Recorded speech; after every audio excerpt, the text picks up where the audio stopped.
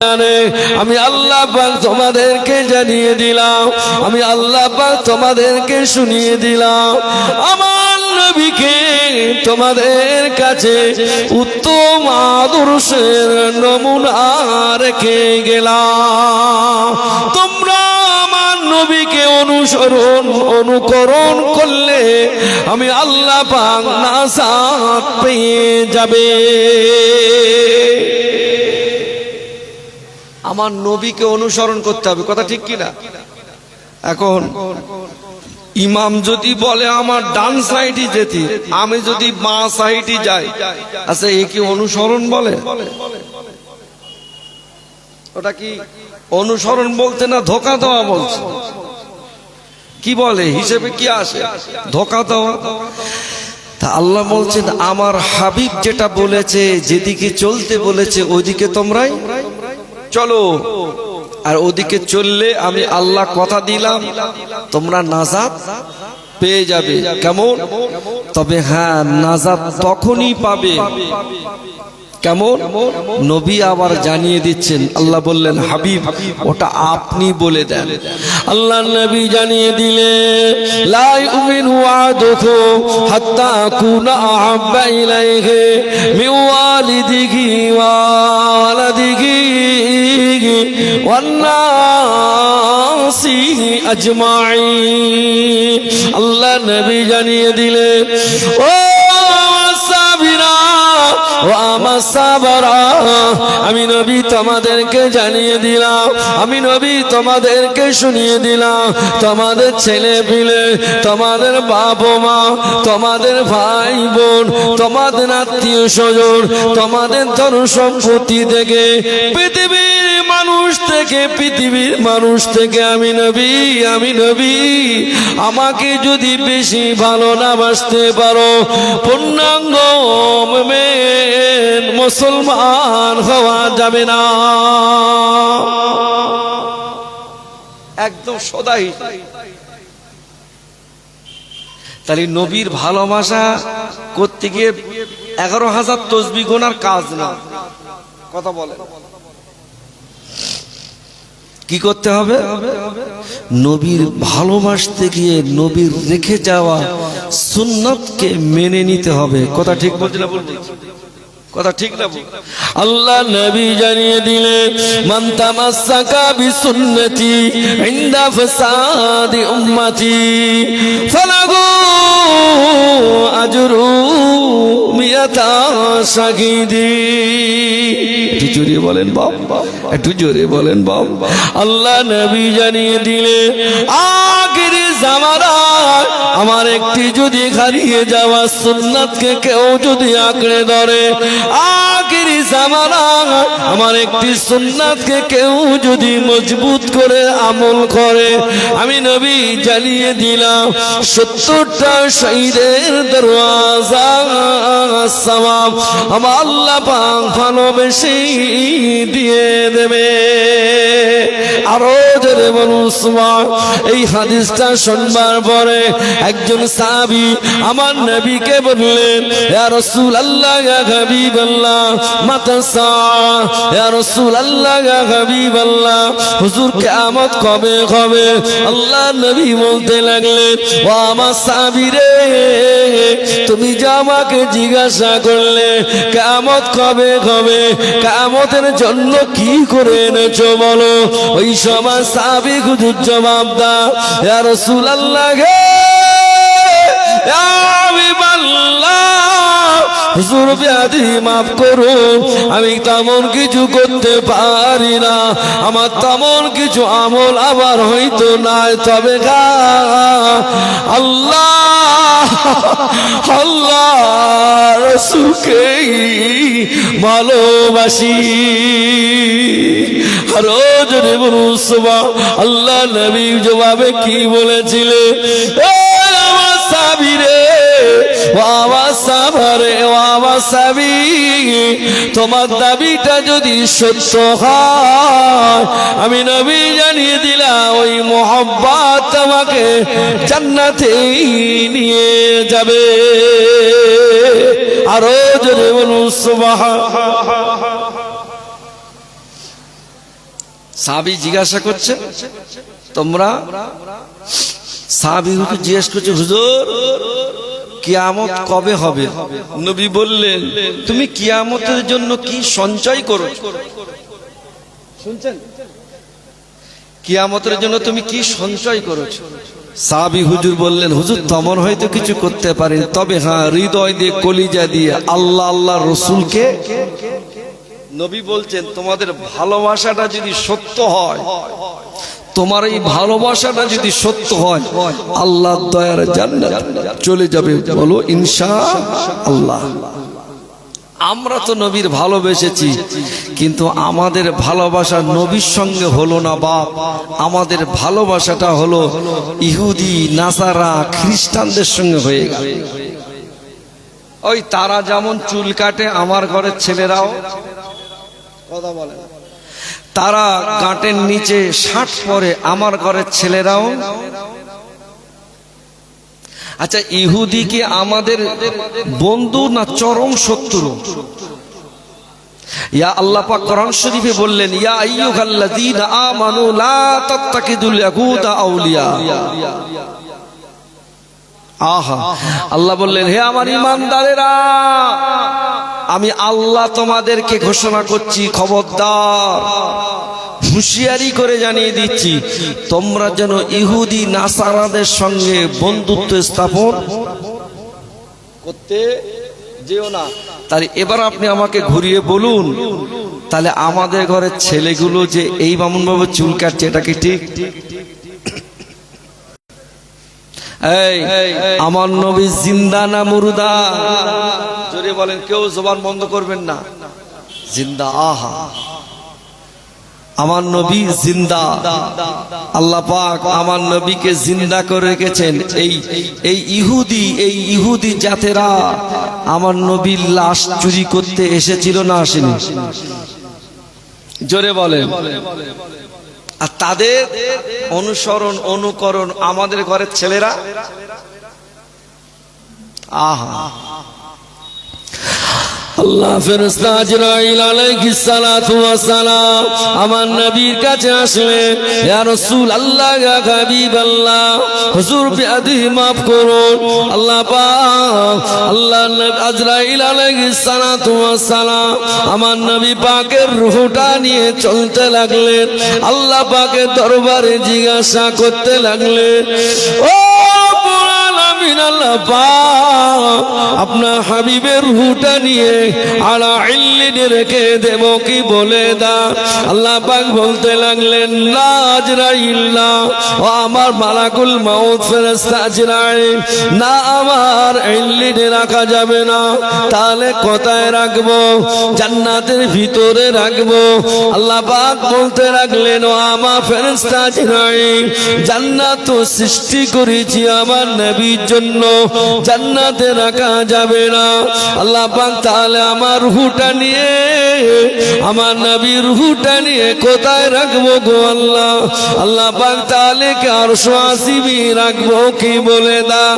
আল্লাহ পাক বলতে লাগলেন, আমার আজরাইল, আমার আরশ আসিমকে ধন্য করেছি, আমার হাবিবের পায়ের জুতার ধুলি দিয়ে আমার আরশ আসিমকে ধন্য করেছি।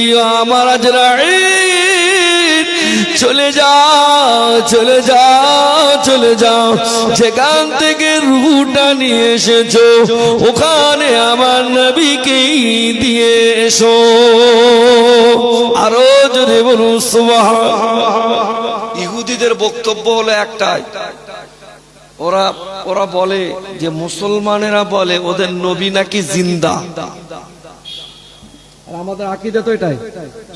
ইহুদিদের বক্তব্য হলো একটাই, তাহলে ওদের নবী যদি জিন্দা হয়, আমরা ওদের নবীর লাশটাকে চুরি।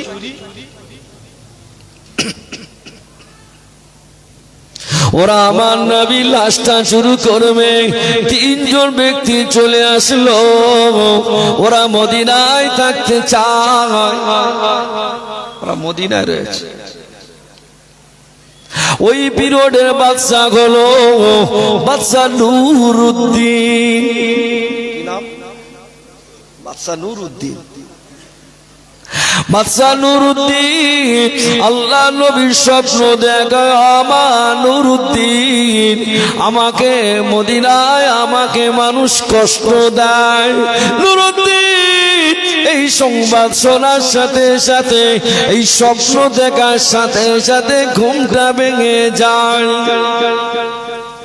কেননা নবী যা আমাকে স্বপ্ন দেখিয়েছেন এটা বরহাক সত্য স্বপ্ন। কেননা শয়তান সকলে সূরা ধরতে পারে, আমার নবী সূরা ধরতে পারে না। শুনছেন তো? বাদশা নুরুদ্দিন সকালে উঠে খুব বড় চিন্তিত, আমার নবীকে কষ্ট দেয়, আমার নবী তো দুনিয়ার জমিনে নাই, আমার নবী তো পর্দা নিয়েছে, কথা ঠিক কি না? তা পর্দা থাকা অবস্থা আমার নবীকে কি কষ্ট দেয়, এটা বড় চিন্তিত। আচ্ছা, নুরুদ্দিন খুব চিন্তা করছেন কি করা যায়। বাদশা নুরুদ্দিন বড় চিন্তিত হয়ে গেলেন। আবার ফের আগামী কাল হয়ে গেল, আগামী কাল হয়ে গেল। আবার এশার নামাজ আদায় করলেন, এশার নামাজ আদায় করে আবার ফের বাদশা নুরুদ্দিন তাহাজ্জুদ পড়ে ঘুমিয়ে গেলেন। তাহাজ্জুদ পড়ে ঘুমিয়ে যাবার পরে দেখতে পাওয়া যায় বাদশা নুরুদ্দিনকে একই স্বপ্ন দেখে। বাবা বলে, বাদশা নুরুদ্দিন আমার দয়ার নবী বলে, ও বাদশা নুরুদ্দিন আমাকে কষ্ট দেয়, তুমি কিছু করলে না। বাবা নুরুদ্দিন দেখো না, বাবা দেখো।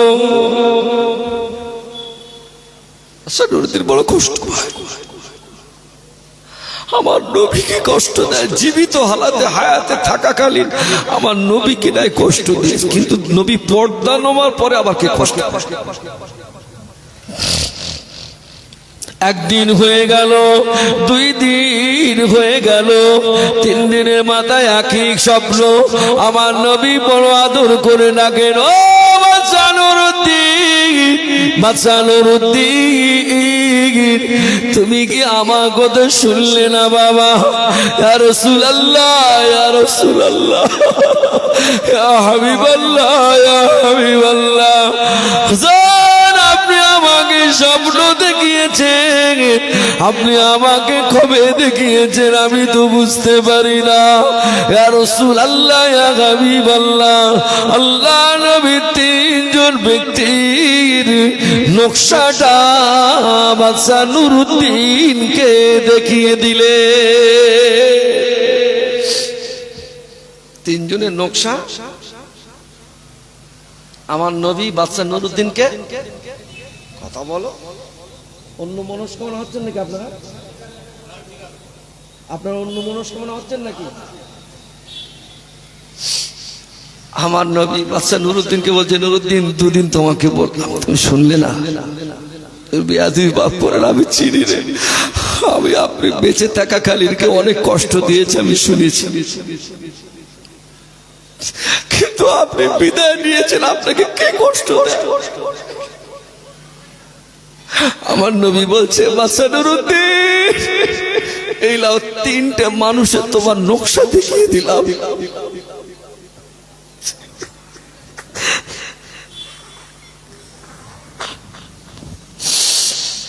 বাদশা নুরুদ্দিন মক্কার জমিনে চলে আসলে। বাদশা নুরুদ্দিন মক্কার জমিনে আসার পরে মক্কার সমস্ত কাজগুলোকে সমাধান করে নিয়ে বাদশা নুরুদ্দিন সমস্ত লোকজনদেরকে সঙ্গে সাথে করে নিয়ে, সঙ্গবঙ্গদেরকে নিয়ে, ঘোড়া উটদেরকে নিয়ে আস্তে আস্তে মদিনার দিকে রওনা হয়ে যায়। মদিনা গিয়ে আল্লাহ নবী মসজিদে নববী যাওয়ার আগে বাদশা নুরুদ্দিন সমস্ত লোকজনদেরকে বললে, ও আমার লোকজনেরা, ও আমার সঙ্গে সাথীরা, ও আমার লোকজনেরা,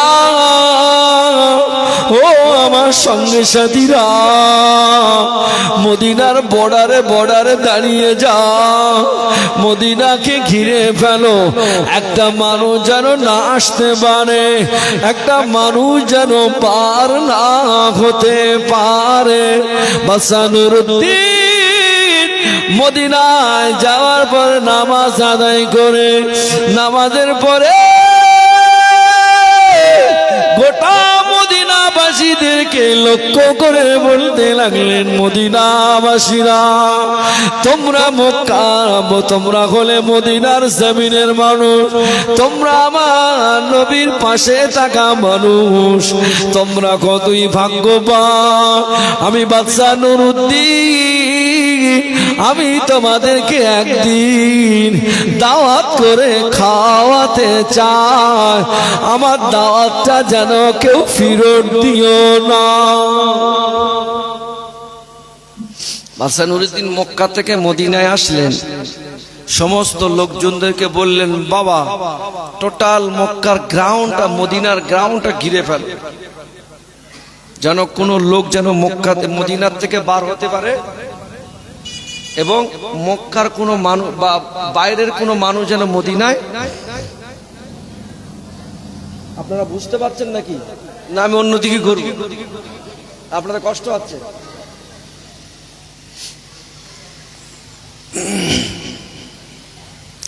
সমস্ত কিছু বলবার পরে বাদশা নুরউদ্দিন মদিনায় গিয়ে সমস্তদেরকে বললেন, বাবা তোমাদেরকে আমি বাবা বলছি, তোমাদের সকলকে বলছি, বাবা আমি তোমরা কতই ভাগ্যবান, তোমরা আমার নবীর পাশে থাকা লোক, আমি তোমাদের একসাথে খেতে দেবো, বাবা আমার দাওয়াতটা যেন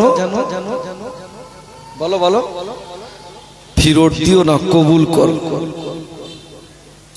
সব জায়গায় রান্না হলো, সমস্ত জায়গায় রান্না হয়, মদিনা মানুষগুলো কাতারে কাতারে কাতারে কাতারে সফে দাঁড়িয়ে গেল, সকলে যে যার মতো বসে গেল। বাদশা নুরউদ্দিন ওই সফের ভিতরে হাঁটতে লাগলেন। আল্লাহ নবীর দেওয়া 3 ব্যক্তির নকশা পাওয়া যায় না। মানুষের যে নকশা দেখিয়েছিল স্বপ্নে, এই 3 জন ব্যক্তি কিন্তু এই টোটালেতে 3 চিটিংবাজ আছে নেই। এই চিটিংবাজ দুটো মনে করে আমরা বিশাল আল্লাহর ওলি, কথা বলে না, দেখতে তো পুরো ফেরেশতার মতো, শুনতে পাচ্ছেন?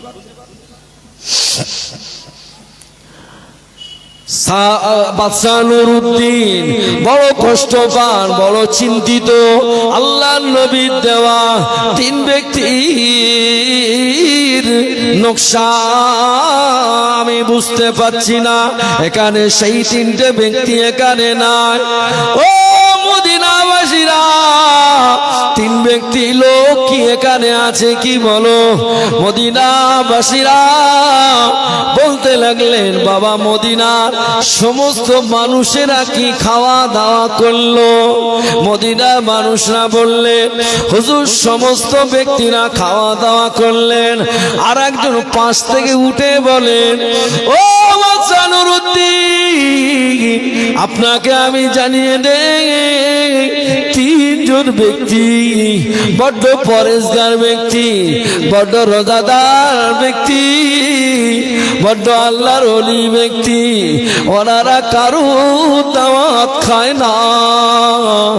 বলে বাদশা বলতে লাগলে, এ মদিনার যুবক, তুমি কি আমাকে ওই 3 জন ব্যক্তির কাছে গিয়ে নিয়ে যেতে পারবি কি বলো? শুনতে পাচ্ছেন?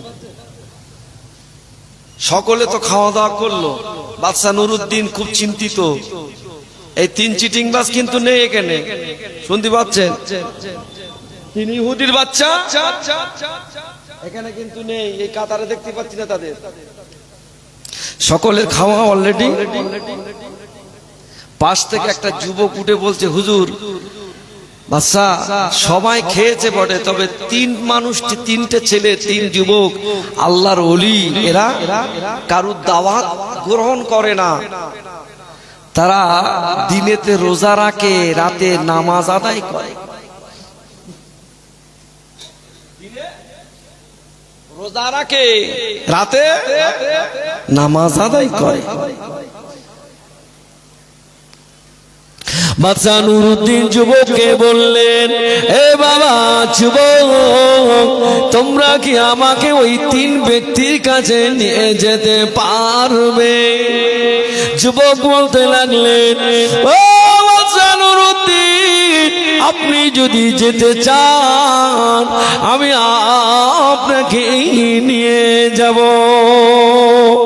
একটু জোরে বলেন, একটু জোরে বলেন বাবা। বাদশা নুরুদ্দিন লোকজনদেরকে সঙ্গে করে, সাথে করে নিয়ে আস্তে আস্তে হাঁটতে লাগলেন। তাকে গেটে দরওয়ান হাজির।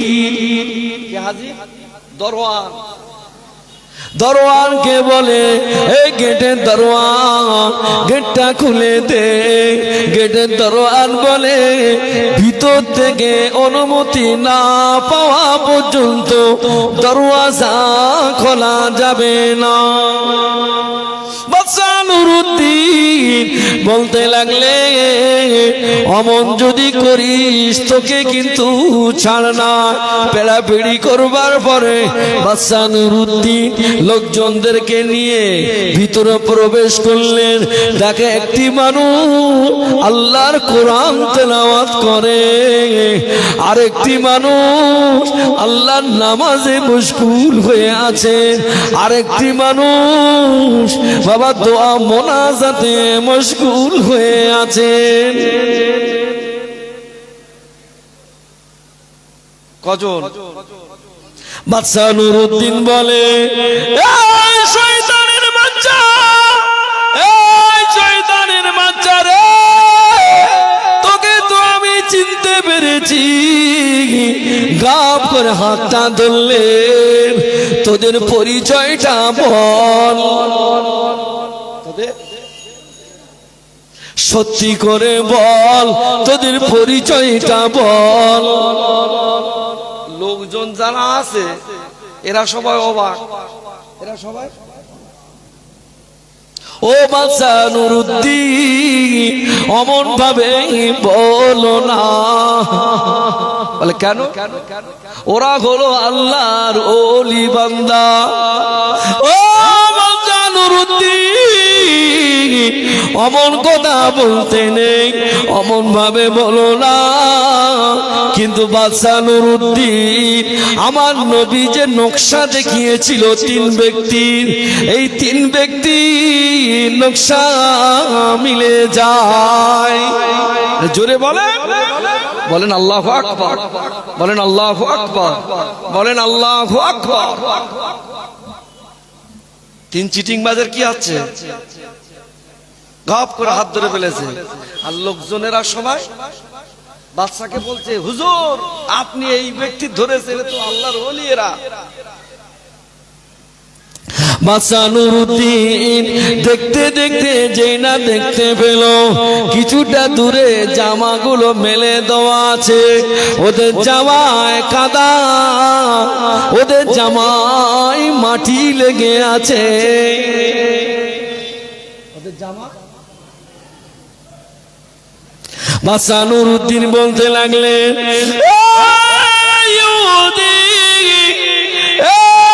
শয়তানের বাচ্চা রে, তুই সত্য করে বল তোর আসল পরিচয়টা কি? ওই সময় বলতে লাগলেন, আমার আসল পরিচয়টা হলো অন্য কিছু নয়, আমরা হলাম জাতে ইহুদি। আমরা ট্রেনিং প্রাপ্ত, আমাদের শিক্ষক ধরে ট্রেনিং প্রাপ্ত হয়ে আমরা দিনের বেলা নামাজ আদায় করি, রাতের বেলা আমরা মাটি ঘুরে মাটি ঘুরে মাটি ঘুরে মাটি ঘুরে আমরা সকলে মিলে জামাই করে নিয়ে মদিনার কবরস্থান জান্নাতুল বাকিতে গিয়ে ফেলে আসতাম। আমরা ওখানে গিয়ে ফেলে আসতাম। বাদশা নুরুদ্দিন বলে, রে শুনে রে, তোকে একটা কথা বলি, তুই একটু সরে আয়। আরেকটু সরে আসলো, কিছুটা দূরে গেল, নামাজের মাসাল্লাটা বিছানো আছে, দেখতে পাওয়া যায় ও তোলা দিয়ে আমাদের নবী, নূর নবী, দয়াল নবী, রহমতের নবী লাশ চুরি করার জন্য সুড়ঙ্গ পথ বানিয়েছে। বাদশা নুরুদ্দিন ইহুদিকে কে ধরলে, তিনজন ব্যক্তিকে ধরলে। আল্লাহ কোরআনে বললেন, ইয়া আইয়ুহাল্লাযীনা আমানু, আমার ঈমানদার বান্দারা, খবরদার তোমরা জানো ইহুদিদের সঙ্গে যেন বন্ধুত্ব করতে চেয়েও না।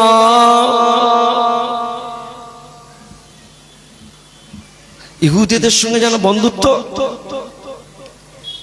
এই না বলবার পরে ওই যে ইহুদিকে ধরে নিয়ে সকলের সামনে গোটা মদিনা শহরে দাঁড়িয়ে স্টেজ তৈরি করলেন। বাদশা নুরুদ্দিন স্টেজে দাঁড়িয়ে দাঁড়িয়ে বলেছিলেন, এ মদিনাবাসীরা, এ মক্কাবাসীরা, এ মদিনাবাসীরা, এ মক্কাবাসীরা, আজকের এই তিনজন ইহুদিকে জ্বালিয়ে পুড়িয়ে মেরে দাও। জোরে বলুন সুবহান। ওদেরকে ওই সময় জ্বালিয়ে পুড়িয়ে পুরো। এখানে যদি কোনো হাজী বান্দা থাকে বলবেন, আল্লাহ হাজী বান্দা যে আল্লাহ নবী যে গ্রাউন্ড আছে, ওই গ্রাউন্ড থেকে সীসা দিয়ে বাবা ভিতর থেকে ঢালাই করা আছে, একেবারে সীসা দিয়ে টোটাল। ইহুদিদের বক্তব্য চ্যালেঞ্জ ছুটছে তারা আমাদের কাছে, যে মুসলমান বলে ওরা আমাদের নবী জিন্দা, কথা বলে না। অতএব ওদের নবীকে যদি ওখান থেকে চুরি করে আনতে পারি, পরবর্তীতে আমরা চ্যালেঞ্জ শুনে দেবো যে তোদের নবী তো জিন্দা তো দূরের কথা, তোদের নবীর লাশ টোটালি নেই। কথা বোঝাতে পারি না। সেই ইহুদির বাচ্চাদের আজকের স্টাইল আমার সমাজের ছেলেরা নিচ্ছে না, নেয় না, কথা বলে না। কিয়ামতের মাঠে আমার নবীর সামনে মুখ দেখাতে পারবে তো? আমার মনে হয় বক্তব্য অসুবিধা হচ্ছে। একবার তাকবীর দেবো, নারায়ে তাকবীর, একটু জোরে দেন নারায়ে তাকবীর। সেই ইহুদি যারা জাতে ইহুদি, তাদের অনুসরণ অনুকরণ আমাদের ঘরের ছেলেরা করছে না, করেনি? আপনি এবার আমি আপনাকে যদি ঘুরিয়ে পড়ি, আমাদের ঘরের ছেলেরা বা আমরা যারা অনুসরণ করি, আপনি আমাকে এবার বলুন, রহমাতুল লিল আলামিনের সামনে কি দাঁড়ানো যাবে? জোরে বলেন। তাহলে আমাদের কি করণীয়? আমাদের করণীয় হলো এটাই, ইহুদি ছেড়ে নবী আল্লাহ যেটা আমার নবী পাককে আমাদের জন্য আদর্শ বানিয়েছেন ওটাকে মেনে নেওয়া। কথা ঠিক বলছি না ভুল বলছি? কিন্তু আমাদের সমাজে সেটা আছে কি? নেই। আল্লাহ বললেন, হাবিব আপনি পরিষ্কার জানিয়ে দেন, আমি আপনাকে ঘোষণা দিচ্ছি, পরিষ্কার বলে দেন। কি বলবো আল্লাহ? আল্লাহ জানিয়ে দিলেন। আল্লাহ বললেন, ইয়া আইয়ুহাল্লাযীনা আমানু, হে আমার ঈমানদার সম্প্রদায় মানুষেরা, আল্লাহ পাক জানিয়ে দিলেন, হে আমার ঈমানদারেরা, আমার আল্লাহ পাক আমি আল্লাহ পাক আপনাকে জানিয়ে দিলাম, আমার হাবিব যেটা তোমাদেরকে আদেশ করে ওটাকে মেনে নাও। আমার হাবিব যেটা নিষেধ করে ওটাকে দূরে সরে তাড়িয়ে দাও। আমার হাবিব যেটা আদেশ করে ওটাকে তোমরা মেনে নাও, আর আমার হাবিব যেটা নিষেধ করে ওটা তোমরা জান থাকতে রক্ত থাকতে ছেড়ে দাও। কেমন? আল্লাহ পাক জানিয়ে দিলেন, ও আমার হাবিব গো, আপনি ওদেরকে বলে দেন, ওনাদেরকে শুনিয়ে দাও, আমার বান্দাদেরকে নামাজ পড়তে বলো। কি বললেন আল্লাহ? ও আমার হাবিব আরো একটা কথা বলে দেন। কি বলবো আল্লাহ?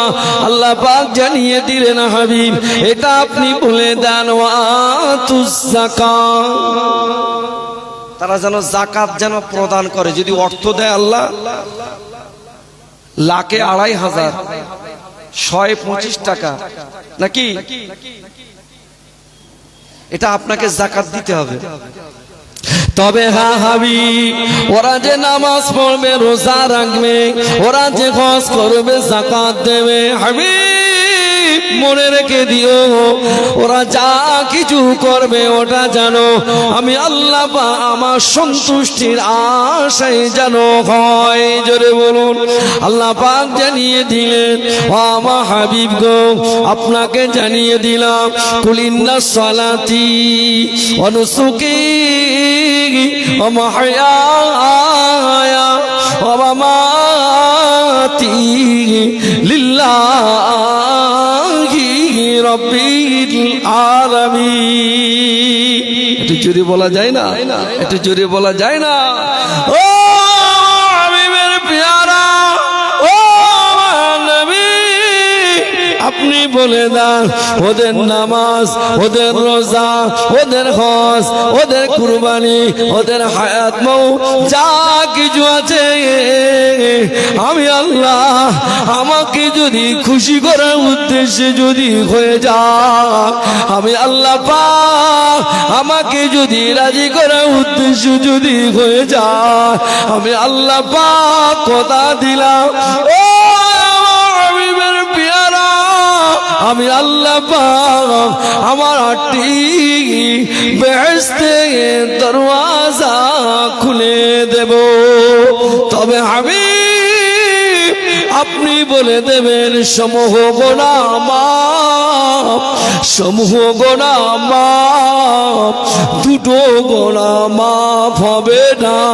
আল্লাহ পাক ওটা কোন গুনাহ?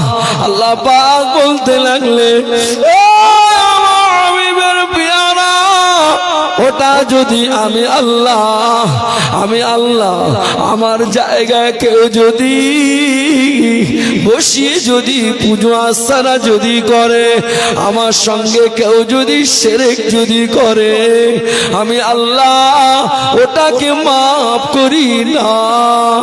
ও হাবিবের পেয়ারা, ও আমার নবী, আপনি এটাও বলে দেন, হুকুকুল্লাহ আর হুকুকুল ইবাদ, একটা হলো আল্লাহর হক, আর একটি হলো বান্দার হক। একটা হলো আল্লাহর হক, আর একটি হলো, আচ্ছা কেউ যদি এখন কিছু করতে হবে না, পাকা দিতে হবে, একটি হলো আল্লাহর হক আর একটি হলো বান্দার হক। আল্লাহ বললেন, আমি সমস্ত গুনাহ মাফ করে দেব, তবে হ্যাঁ ওই গুনার ভিতরে দুটো গুনাহ যদি গন্ধ পাওয়া যায় মাফ হবে না। এক হলো আল্লাহর জায়গায় অন্য কাউকে বসানো। বাংলা একটু বোঝাতে পারবো আপনাদের। ধরুন মনে করলেন আপনি আপনার স্ত্রীকে নিয়ে যাচ্ছেন, আপনার স্ত্রীকে প্রকাশ্যই অন্য কোনো ছেলে যদি হাত ধরে টানে, আপনার মনে হয় ব্রেন বড্ড ফ্রি হয়ে থাকে। কথা বলেন, রাগ হবে না অন্য কিছু হবে? কি রকম রাগ? মেরে কুচে দেওয়া হবে নাকি? তুই কার বর গায়ে হাত দিচ্ছিস? কথা বলে না। কিন্তু না, আল্লাহ বলছেন ঠিক তেমনি আমার জায়গায় অন্য কাউকে যদি পূজা আর্চনা যদি করে, মনে রেখে দিস তুই ওর কাছে চাবি আমার কাছে। কিছু কিছু হারাম কর এখন এমন বার হয়েছে, সকালবেলাকে তিলক লেচ্ছে, বিশাল জোরে পুজো চলতেছে, আবার সন্ধ্যেবেলাকে ইফতার চালাচ্ছে। এই কথা বলে না, ফেরেশতারাও মাঝে মাঝে কিন্তু ভয় পাচ্ছে যে মালের দেবো কোনটা, নেকি দেবো না কি দেবো। আছে না নাই সমাজ দিব্যকালে সকালবেলা পুরো হোলি টলি খেলে নিল, তিলকের জন্ম জন্ম সব লেলিল, সন্ধ্যাবেলা কি ফ্রেশ হয়ে একদম বিদ্যুৎ গতিতে ইফতারলে সামনে। ফেরেশতারা বলতে একটু আগেতে কি ছিল, ও মাল ঘুরতেল কথা, আর টোটাল এখন চলে এসে এখানে। ফেরেশতা মনে করতে নেকি দেবো না কি দেবো। আল্লাহ বলছে ওই গোনাটা আমার মাফ হবে না। আর তুমি বড় ভাই হয়ে ছোট ভাইকে অন্যায় ভাবে একটা চড় মেরেছো, বড় আঘাত দিয়ে কথা বলেছো, ওটা মা কথা বলে না।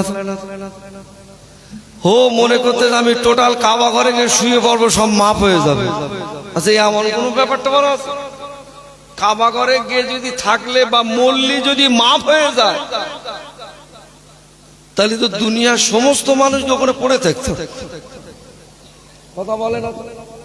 কিছু লোক মনে করে আমার বাপ 23 বার হজে গেছে, আর এর বাপ একবার গেছে, গিয়ে ঝাট করে মরে গেছে। আমার বাপের কি কপাল, আমার বাপের কি নসিব, কি বুঝলেন? ঝাট করে গিয়ে একবার মরে গেছে। আচ্ছা ভাই, মরণ লোকের কবার হয়?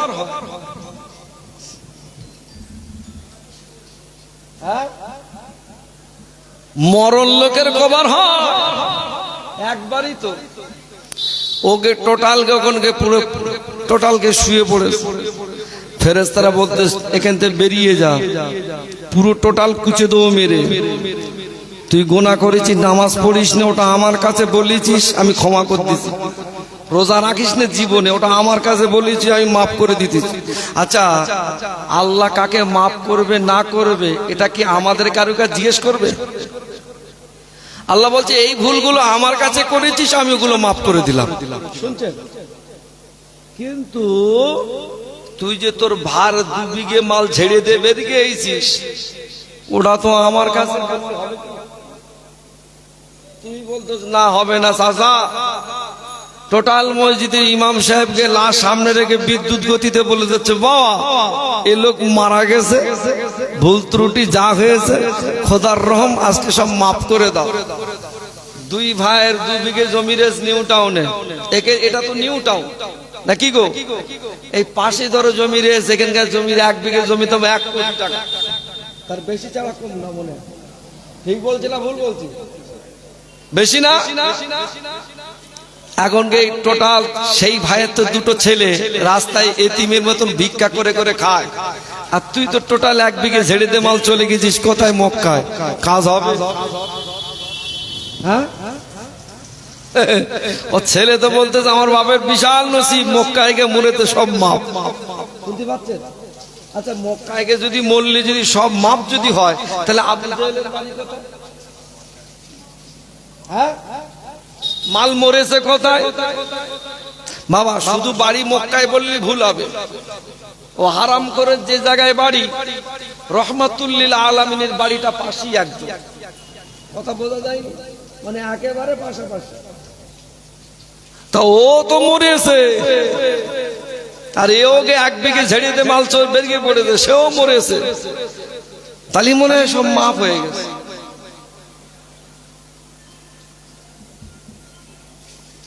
আল্লাহ পাক জানিয়ে দিলেন, আমার বান্দারে, আমার বান্দিনারে, আমি আল্লাহ পাক তোমাদেরকে মাফ করে দেব। আমি আল্লাহ পাক নিজামুদ্দিনকে মাফ করে দিলাম রে। আমি আল্লাহ পাক দাইয়া কলবিকে মাফ করে দিলাম। আমার বান্দারে, আমি আল্লাহ পাক সুদ সুরকে ক্ষমা করে দিলাম, আমি আল্লাহ পাক সকলকে মাফ করে দে। তবে হ্যাঁ, মাফ চাইবার যে পদ্ধতি আছে ওই পদ্ধতি অনুযায়ী যদি তুমি মাফ যদি চাও, আমি আল্লাহ পাক বান্দাকে জীবনের গুনাহ মাফ করে দে। আরো জোরে বলুন সুবহান। আল্লাহ পাক জানিয়ে দিলেন, আয় আমার বান্দারে, আয় আমার বান্দিরা রে, ওমরে ফারুক আমার নবীকে মাথা কাটতে যাচ্ছিল, ওই ওমরে ফারুককে এমনই তওবা করিয়ে নিয়েছে, আমি আল্লাহ পাক আমাকে এমন রাজি করে ফেলেছে, আমার হাবিবকে এমন খুশি করে ফেলেছে। ওই আমার বান্দারে, ওই আমার বান্দিরা রে, ওই ওমরে ফারুক আমার নবী বলতে লাগলেন, আনা খাতামুন নবীনা লা নবিয়্যা বা'দি, আমি হলাম শেষ নবী, আমার পর আর কোন নবী হবে না।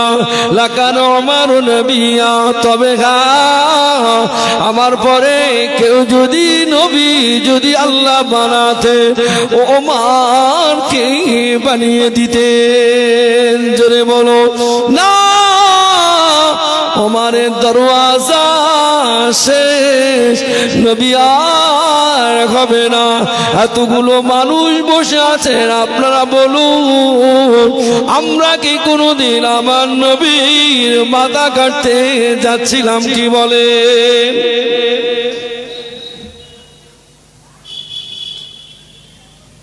আমরা এতগুলো মানুষ কোনোদিন নবীর মাথা কাটতে গেছি? আল্লাহ বলছেন গুনাহ মাফ হয়ে যাবে, তবে শর্ত হলো একটাই, তওবা করতে হবে। কি বললে? তওবা করতে হবে। তওবা কথার বাংলা অর্থ মানে কি? কি তওবা কথার বাংলা অর্থ হলো এটাই, আজকের যে অপরাধটা করেছি আগামী দিন করব না, এর নাম। কথা বলে না তো, নিউ টাউনের লোক কথা বলে না কেন? আজকে যে অপরাধটা করেছি আগামী দিন আর করব না, এর নাম তওবা। আজকের দৌড় ঠেলেছি, কালকে আবার দৌড় ঠেলবো, কাজ হবে? এই কথা বলে। আজকের জমির আল ঠেলতেছি, কালকের আমার চালাবো, কাজ হবে? ফেরেশতারা বলবে উঁচু দেবো টোটাল, সিটিং বাজি করে রেখে দে। তওবা যদি করিস তো করার মতন তওবা কর, ফিরে আয়। আল্লাহ বলছে তওবা করবি, আমি আল্লাহ কথা দিচ্ছি আদম নবীর মতন তোকে 350 বছর কাঁদাবো না। জোরে বলে, শুধু একবার বলবে আল্লাহ আমি ভুল করেছি, আমি আল্লাহ কথা দিচ্ছি ঝাট করে মাফ করে দেবো। জোরে বলে। তবে হ্যাঁ, সত্য এটাই, তবে ওই তওবার উপরে দাঁড়িয়ে কথা বলে না।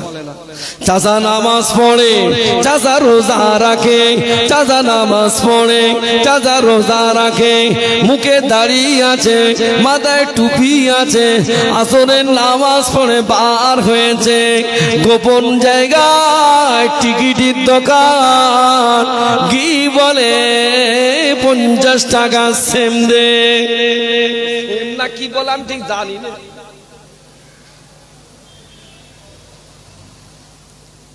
চাচা নামাজ পড়ে আসলো, আল্লাহ পাক কোরআন শরীফে জানালেন, ইন্নাস সালাহ, নিশ্চয় নামাজ, তানহা আনিল ফাহশা। আল্লাহ পাক বড় আদর করে বলে দিলেন, ওই আমার বান্দারে, ওই আমার বান্দিরা রে, আমি আল্লাহ পাক তোমাদেরকে জানিয়ে দিলাম, নিশ্চয় নামাজ এমন একটা ইবাদত, মানুষকে খারাপ কাজ থেকে, ফাহিশি কাজ থেকে, গুনাহের কাজ থেকে আল্লাহ পাক বান্দাকে দূরে রেখে দেয়। জোরে বলুন। এবার আপনি আমাকে বলুন, কোরআনের প্রত্যেকটা কথা সত্য না মিথ্যা? কেউ চুপ করে থাকবেন না, প্রত্যেকটা বলতে হবে, কিন্তু গোনা হবে। সত্য বলে, জোরে বলে। কোরআনের প্রত্যেকটা কথা সত্য তো?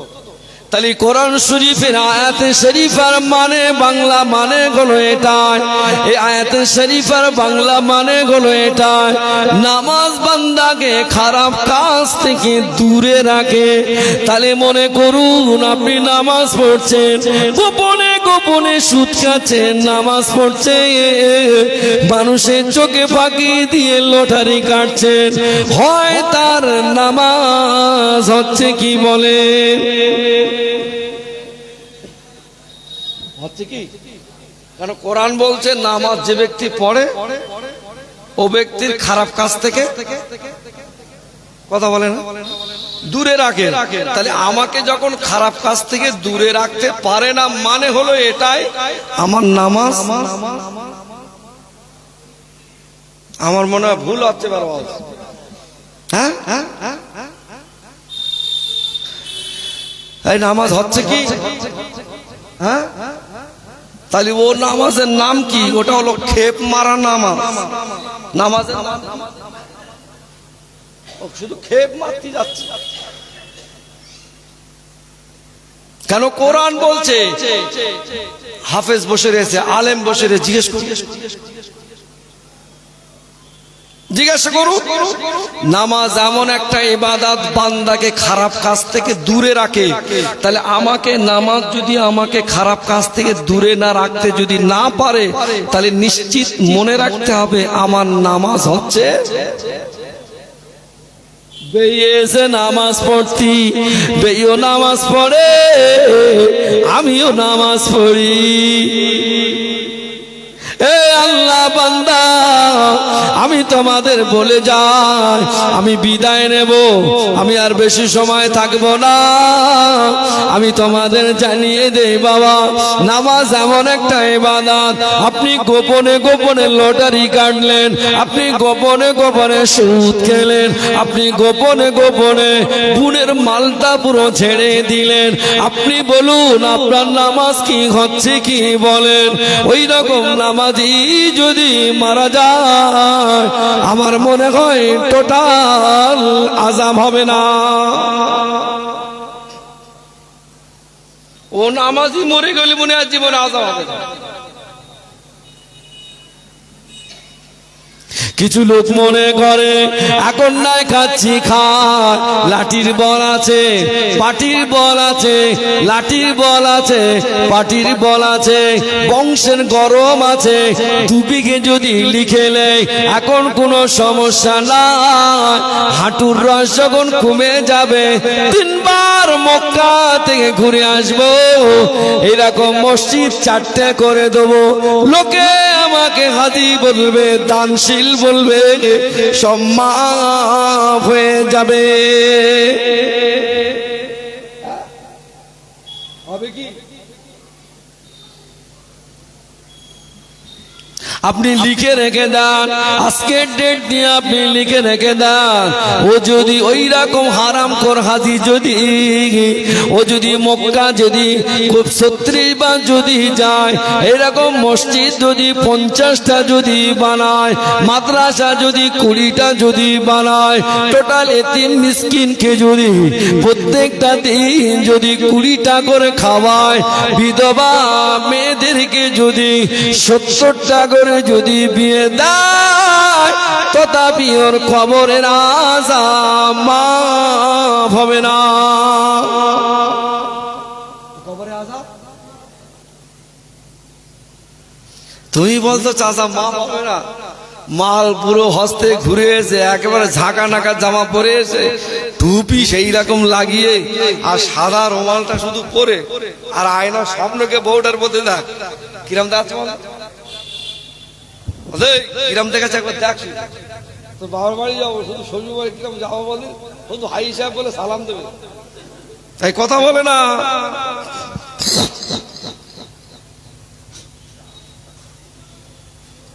বউ বলতেছে সত্যি কথা খুব সুন্দর দেখাচ্ছে, তুমি যেন দাড়িটা যেন কাটবে না, কথা বলে না। ফেরেশতারা বলতেছে মালের মারবো কোথা, আমি শুধু আইটেম করতেছি। মক্কা শরীফে 3 জায়গায় পাথর মারতে হয়, তিন জায়গায়, বড় শয়তান, মেজ শয়তান, ছোট শয়তান। তাই এ সিটিং মাছ পুরো তো তোর টোটাল তো এক বিঘে ঝেড়ি বেরিয়ে পড়ে। তা ও যখন পাথর ছুটতেছে, শয়তানও বলতেছে তুইও মারতেছিস আমার, তুই তো আমার থেকে তো বড় শয়তান। এই কথা বলে না শয়তান, তার ভাষা যদি বোঝা যেত, সেও বলতেছে জবান খুলে দিয়েছে আল্লাহ দিত, সেও বলতো 3 21 63টা পাথর মারতে হবে 3 জায়গায়। তা শয়তানও মাঝে মাঝে বলতেছে তুইও আমার মেরেছিস, তুই তো আমার থেকে পিএইচডি করা শয়তান।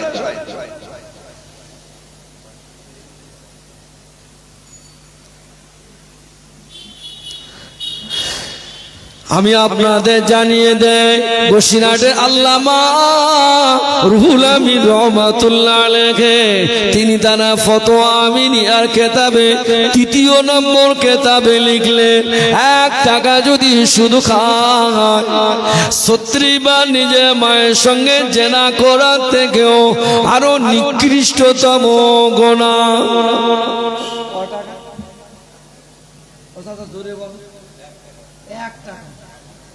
কবার গোনা? 36 বার। আচ্ছা, নিজের মার সঙ্গে কি জেনা করতে খুব ভালো লাগে আমাদের? তাহলে সুদ, এখানে এত সুদ আমাদের সমাজে এত চলতেছে কেন?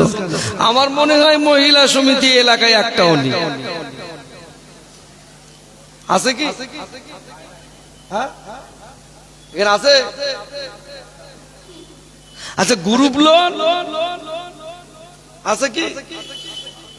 আমার মনে হয় এই মহল্লার লোক একটা বসিনি মনে হয়। এই মহল্লার লোক কারা আছে? হাত তোলেন তো দেখে একটু দেখি। আছে?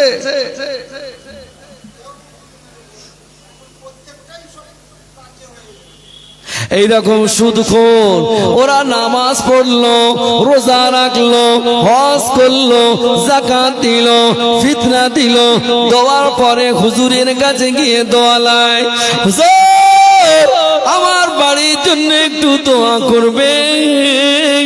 হুজুর বলে আমি যে তোমার জন্য তাবিজ দিলাম, দোয়া করে দিলাম, তবে কাজ কতটা হবে জানি না। হুজুর যদি ঘুরিয়ে যদি বলতো বাবা সুদের আওতায় যেন পড়ো না, সুদের আওতায় যেন খবরদার যেন পড়ো না। তাবিজ দোয়া কালাম সব ঠিক আছে, কিন্তু সুদের আওতায় চলে গেলে দোয়ার কাজ হবে। ইমাম গাজ্জালী রহমাতুল্লাহ আলাইহি তিনি ইহয়াউল উলুমের ভিতরে লিখলেন, দোয়া কবুল হওয়ার প্রথম শর্ত হলো একটাই, হালাল খাদ্য খাওয়া।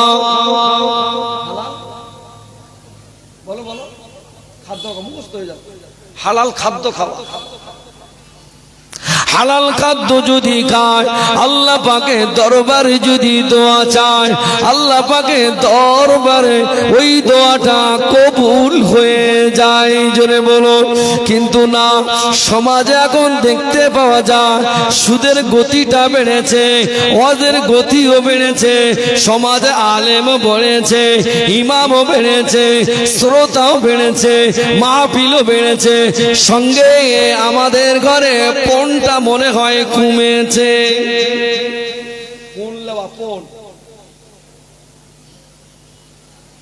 দেখে তো মনে হয় পুরো ফেরেশতা। ভিতর থেকে সংবাদ দিচ্ছি, 2 ছেলের বিয়ে দিয়ে 3 করে 6 লেছে। দেখতে কিন্তু পুরো পুরো ফেরেশতা। খবরলে দেখতেছি টোটাল একটা ছেলের বিক্রি করেছে 3 লাখ করে। কলাক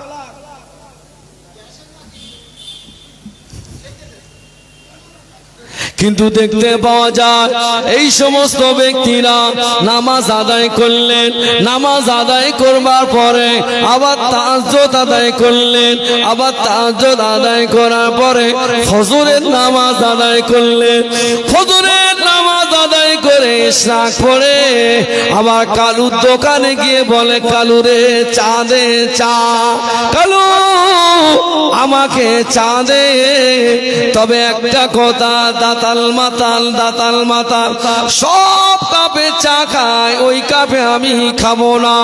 আমি যে গেলাস রেখে দিয়েছি ওই গেলাসে আমাকে চা দে। পরেশ চলতেছে, পরেশ ছেলের বিয়েতে নিয়েছে পুরো 2 লাখ থেকে 3 লাখ, টোটাল নামাজ আদায় করে এখন কালুর দোকানে গিয়ে বলতেছে আমি ও কাপে খাবো না, আমার কাপে দে। আল্লাহ পাক জানিয়ে দিলেন, হায় আমার বান্দারে, হায় আমার বান্দিরা রে, আমি আল্লাহ পাক আপনাকে জানিয়ে দিলাম, আমি আল্লাহ পাক আপনাকে শুনিয়ে দিলাম, ও আমার হাবিব গো, লা তাকনাতু মির রাহমাতিল্লাহ, ইন্নাল্লাহা ইয়াগফিরুয যুনুবা জামিআ, ইন্নাহু হুয়াল গফুরুর রহিম। আরো জোরে বলুন সুবহান। আল্লাহ পাক জানিয়ে দিলেন, হায় আমার বান্দারে, গুনাহ করে ফেলেছো, অন্যায় করে ফেলেছো, অপরাধ করে ফেলেছো, কিন্তু আমি আল্লাহ পাক তোমাকে জানিয়ে দিলাম, আমি আল্লাহ তোমাকে শুনিয়ে দিলাম, আমার রহমত থেকে নৈরাশ হয়ে চলে যেও না। আমি আল্লাহ পাক আমার কাছে যদি দোয়া চাও, আমার কাছে যদি তওবা যদি করো, আমি আল্লাহ পাক তওবাকে কবুল করে নেব। জোরে বলুন, কেননা আল্লাহ পাক কোরআন শরীফে জানিয়ে দিলেন, আলা ইন্না আউলিয়া আল্লাহি লা খাউফুন আলাইহিম ওয়া লা হুম ইয়াহজানুন। আল্লাহ পাক জানিয়ে দিলেন, ও আমার বান্দা, আমার বক্তব্য একটাই, তোমরা যদি আমাকে যদি ভালোবাসো, আমাকে যদি মোহাব্বত যদি করো, আমি আল্লাহ পাক কথা দিলাম, ইহকালে কোনো ভয় নাই, পরকালেও কোনো ভয় নাই। তোমরা যদি আমাকে যদি ভালোবাসতে পারো, আমি আল্লাহ কথা দিচ্ছি, তোমাদের জন্য আমি আল্লাহ ঘোষণা করলাম, ইহকালে কোনো ভয় নেই, পরকালেও কোনো ভয় নেই। তবে হ্যাঁ, একটাই জিনিস আল্লাহ বললেন, আমাদের কাছে যারা অন্যায় করেছেন, অপরাধ যারা করেছি আমরা লোকের কাছে বা আল্লাহর কাছে যারা অপরাধ করেছেন, আল্লাহর বক্তব্য একটাই, তওবা করে ফিরে এসো। লোকের যে জমিটা নেওয়া হয়েছে ওটা গোপনে গোপনে ফেরত দিয়ে তার কাছ থেকে মাপ চেয়ে নাও। 2 লাখ টাকা নিয়ে ফেলেছে, এখন দিতে পারছেন না, অন্তত 1 লাখ টাকা দিয়ে তার কাছ থেকে ক্ষমাটা চেয়ে নাও, তাহলে নাজাত পাওয়া যাবে, তা নইলে নাজাত পাওয়া যাবে না। আপনারা বলুন, আপনারা বলুন, আজকের এতগুলো মানুষ এখানে বসে আছেন, এটা কি কাদার জায়গা? বলেন, মসজিদটা কি কাদার জায়গা? আপনারা নিশ্চয়ই আপনারা বলবেন, হ্যাঁ হুজুর এটাই কাদার জায়গা। আর আমি আপনাদের বলছি না, এটা কাদার জায়গা নয়, এটা হলো কাদা প্র্যাকটিস করবার জায়গা। কেন? আপনি যখন কাঁদবেন, আপনি আপনার মালিকের কাছে কাঁদবেন, 2 ফোঁটা চোখের পানি যেই ফেলবেন, আল্লাহ পাক বিদ্যুৎ গতিতে, দুনিয়ার কোনো মানুষ না দাম দিলেও দাম দেয় কে? জোরে বলে আল্লাহ।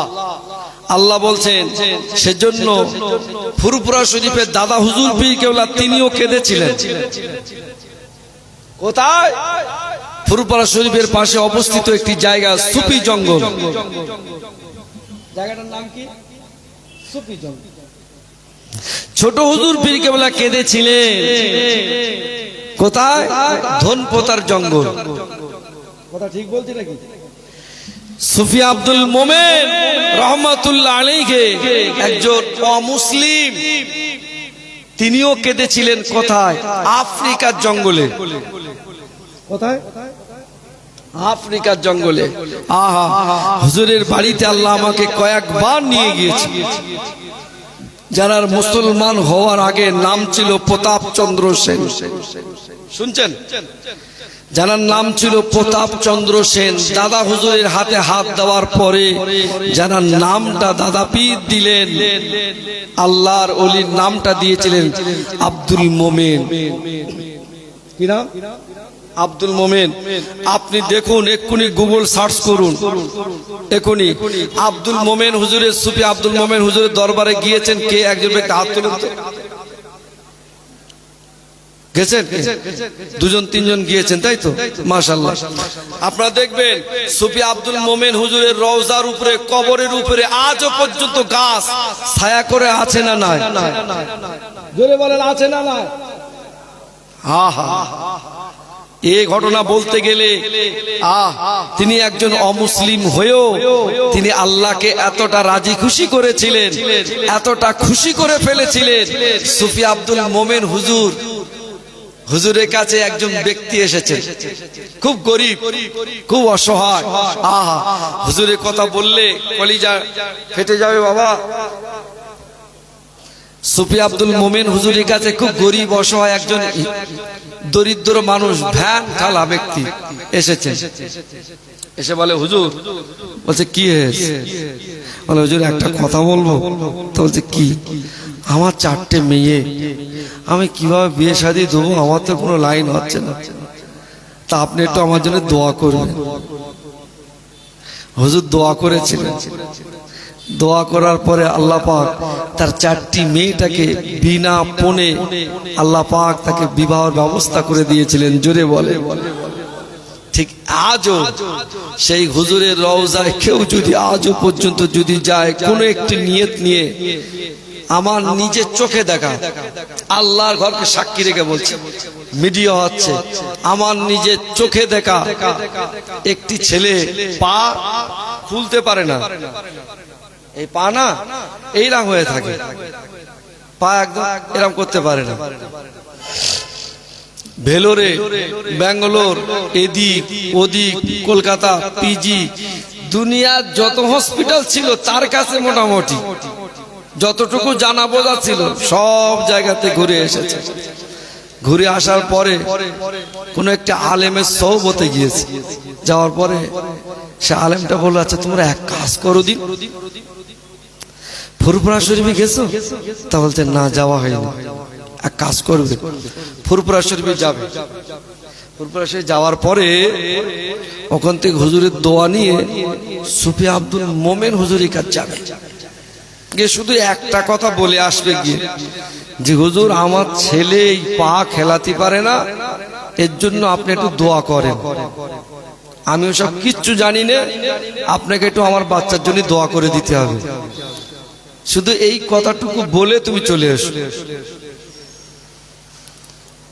শুধু ওই কথাটুকু আল্লাহর ওলির দরবারে গিয়ে বলে, আর সেই দিন এসে বাড়িতে আসার সময় একজন ব্যক্তিকে 101 টাকা সাদগা করলে। আল্লাহর কি শান! ফজরের টাইমে ঘুম থেকে ওঠার পরে মায়েরা যেরকম বাচ্চাদেরকে ডেকে দেয় না, সকাল হয়ে গেলে ডেকে দিচ্ছে, ছেলে আমার দিব্য সুন্দর করে হাঁটাচলা করছে। জোরে বলে, একটু জোরে বলে।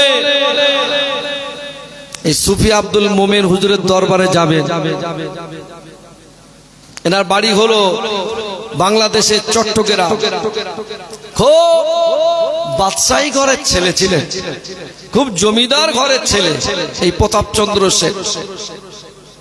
প্রতাপচন্দ্র সেন ছিলেন একজন পুরোহিত মশাই। কি ছিলেন? একজন পুরোহিত মশাই ছিলেন। এই পুরোহিত মশাই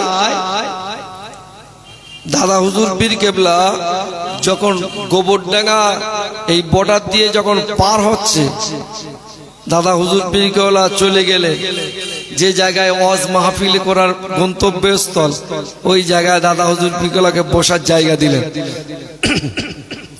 দাদা হুজুর পীর কেবলা বসার জায়গা দেওয়ার পরে দাদা হুজুর পীর কেবলাকে বলা হচ্ছে, বাড়িওয়ালাকে বলছে, বাবা বাড়িওয়ালা, এমন একটা জায়গা আমার জায়গা করে দিলে, ওই মন্দিরে যা ঘন্টা বাজাচ্ছে আর যা শ্লোক পড়ছে আমার এতে ঘুম হবে না, তোমরা কি একটু বলে এসো না যে একটু শ্লোকটা মন্ত্রটা একটু আস্তে আস্তে পড়তে, শুনতে পাচ্ছেন?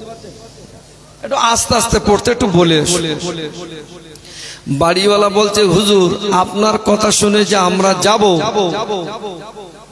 ও এখন যাব দেখতে পাওয়া যাবে কালকের সকাল হতে না হতে সাম্প্রদায়িক দাঙ্গা লেগে যাবে। কথাটা সত্য না মিথ্যা? এখন কেউ যদি এখানে যদি পাশে যদি তারা তাদের মতন যদি কাজকর্ম যদি করেন, আমার অমুসলিম ভাইরা, আমরা কি সেখানে বাধা দিতে পারবো? বলতে পারবো এই আস্তে কর, অমুক কর, তমুক বলা যাবে কি? গন্ডগোল গন্ডগোল। সেহেতু দাদা হুজুর পীর কেওলা বলতে লাগলেন, বাবা তোমরা যদি না যাও আমি আবু বকর চলে যাব। দাদা হুজুর পীর কেওলাকে পায়ে হাতে পায়ে ধরছেন বাড়িওয়ালারা, হুজুর খবরদার যাবেন না, শুনছেন? হুজুর খবরদার যেন যাবেন না। বলে কেন? হুজুর কালকে সমস্যা হবে, কালকে সমস্যা হবে। হবে স্যার, হবে স্যার,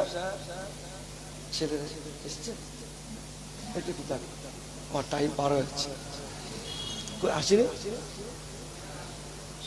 সর্বনাশ করেছে, মহা মুশকিল।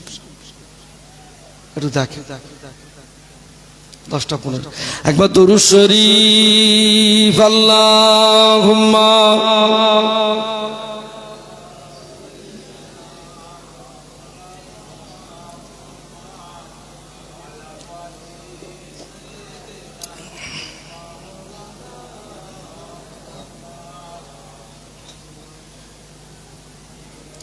मदद का जिसका रसूले खुदा हो उसे और हिम्मतों का परवाह के आईना मदद को चले आएंगे कमली वाला डूबते डूबते ही समझ जाएगा अल्लाहुम्मा। लेकिन आसे आवश्य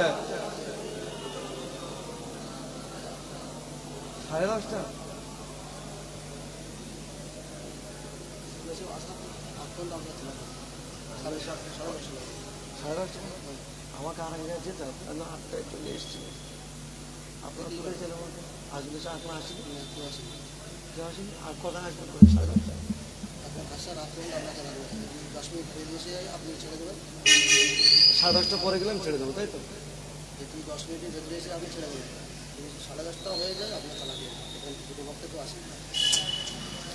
একটু ফোনে কথা বলা, হ্যাঁ তাড়াতাড়ি কথা বলা অবশ্যই। আমি এক জায়গায় যাবো বাবা। কলেমা জিকির লা ইলাহা ইল্লাল্লাহ 10 মিনিট, ঠিক আছে। দাদা হুজুর পীর কেওলা বললেন, বাবা তোমরা আমাকে ছেড়ে দাও, আমি নিজে যাব বলে আসবো। জমিনে প্রতাপ চন্দ্র সেন ওখানে কিন্তু পুরোহিত ছিলেন, ওই মন্দিরে পুরোহিত কিন্তু ওই প্রতাপ চন্দ্র সেন। প্রতাপ চন্দ্র সেনকে বলতে লাগলেন, প্রতাপ চন্দ্র একটা কথা বলি রে, তোমরা যে মন্ত্রটা পাঠ করো, তোমরা যে শ্লোকটা তোমরা বাজাও, একটু আস্তে আস্তে বাজাও। মালিক সবাই যে বালতিতে করে মিষ্টি আনে, পরের মিষ্টি আর পরের বালতি আর কত খালি করবে, আর কত খালি করবে? মাল তো সবার চেয়ে এক পিছু যায় না পারে, শুনছেন? এই প্রতাপ চন্দ্র সেন 40 জন পুরোহিতদের মাস্টার। প্রতাপ চন্দ্র সেন ঘুরিয়ে দাদা হুজুরকে বলছেন, তুমি কে? তা বলছে, আমি অন্য কেউ নয়, আমি গোলাম ফুরফুরার পীর আবু বকর। জোরে বলেন সুবহানাল্লাহ। তো হচ্ছে আমার এতে তুমি মাথা গলাচ্ছ কেন? তো হচ্ছে এই ব্যবসাটা না করলে হয় না, এখন কদিন চলবে? দাদা হুজুর পীর কেবলা রহমাতুল্লাহ আলাইহি বলছে তুমি পারবে? তো বলছে আমি পারবো না, আল্লাহ যদি আবু বকরের দ্বারায় যদি করিয়ে না তবে আবু বকর পারবে। জোরে বলে। দাদা হুজুর পীর কেবলা টক্কর ধরলেন, ঝাট করে গিলে গেলেন। প্রতাপ চন্দ্র সেনের বক্তব্য হলো একটাই, 40 বছর ধরে পূজা করছি, একটা মিষ্টি এপার থেকেও পারে? জোরে বলে। দিতে পারিনি, আর ধরে স্যার ওইদিকে চলে গেছে। হুজুর আপনার কাছে আমার একটাই দাবি, হুজুর আপনার কাছে আমার একটাই দাবি, অন্য কিছু নয়। হুজুর আমি মারা যাই, মরে যাব, বাড়ি ছাড়তে ছেড়ে দেব, দাবি আমার একটাই, অন্য কিছু নয়। কি দাবি বাবা? বলে হুজুর 40 বছর ধরে পূজা সারা করছি, একটা মিষ্টি এদিক থেকে ওপারে দিতে পারি না। হুজুর আপনি কোন মন্ত্র পড়ে আপনি মিষ্টিটা খাওয়ালেন, ওই মন্ত্রটা আমাকে শিখিয়ে দেন। মুজাদ্দিদুজ্জামান কুতুবুল আলাম আমিরুশ শরিয়াত হযরত দাদা পীর রহমাতুল্লাহ আলাইহি বলতে লাগলেন, প্রতাপ চন্দ্র এই মন্ত্র তুমি যদি শিখতে চাও, তোমাকে ছেলে ছাড়া হতে হবে, মা ছাড়া হতে হবে, গ্রামবাসীকে ছেড়ে দিয়ে তোমাকে হয়তো তাড়িয়ে দেবে। প্রতাপ চন্দ্র সেন দাঁড়িয়ে দাঁড়িয়ে দাঁড়িয়ে দাঁড়িয়ে দাঁড়িয়ে দাঁড়িয়ে বলেছিলেন, ও আল্লাহ পাকের ওলি বান্দা, ও আল্লাহ পাকের মাহবুব বান্দা, আমি সব ছাড়তে রাজি, আমি সব ছেড়ে দিতে রাজি, দাবি আমার একটা, অন্য কোনো দাবি নয়, আমি ওই মন্ত্রটা শিখতে চাই। দাদা হুজুর পীর কেবলা রহমাতুল্লাহ আলাইহি তিনি তার জায়গায় এসে হুজুর আমার বিশ্রাম করলেন, সমস্ত পুরোহিতদের কাছ থেকে বিদায় নিয়ে দাদা পীরের দরওয়াজার ধারে সারা সারা রাত দাঁড়িয়ে রইলে। কেন? বক্তব্য হলো একটাই, যে ফুরফুরার পীর যদি সকালবেলা উঠে যদি আমাকে না জানিয়ে যদি চলে যায় তাহলে সব বেকার হয়ে যাবে। সারা রাত দাঁড়িয়ে রইলেন, ফজরে আজান দিলেন, হুজুর উঠলেন, নামাজে তেলাওয়াতে মশগুল হয়ে গেলেন। হয়ে যাওয়ার পরে হুজুর দরওয়াজাটা খুললেন, তাকে প্রতাপ চন্দ্র সেন তখনও সারা রাত দাঁড়িয়ে রয়েছে। জোরে বলে। দাদা হুজুর বলছেন, বাবা প্রতাপ চন্দ্র, কি বাবা তুমি বাড়ি যাওনি কেন? কি হুজুর আমি ওসব কিচ্ছু জানি না, আমি ওই মন্ত্রটা শিখতে চাই। জোরে বলে। আমি ওই মন্ত্রটা আমার শিখিয়ে দিতে হবে। হুজুর বললেন, বাবা